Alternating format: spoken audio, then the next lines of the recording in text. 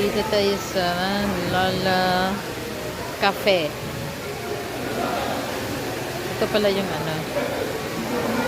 pinuntahan ng anak ko dati. At dinala niya ako dito bago ako aalis. In fairness, maganda talaga yung lugar.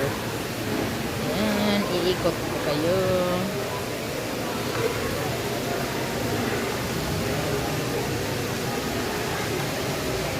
Maganda siya. Ayun yung baba. Nasa taas kami.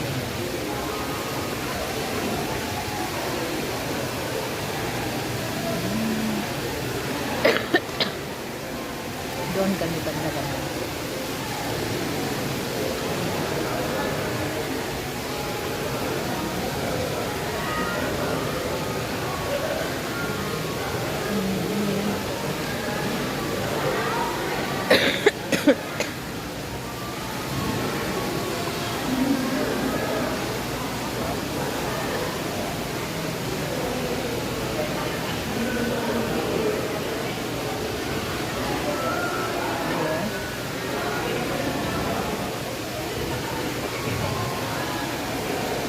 Maganda dito.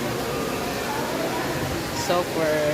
At nag-enjoy talaga si Mother Wakwak sa holiday niya dito sa Pilipinas.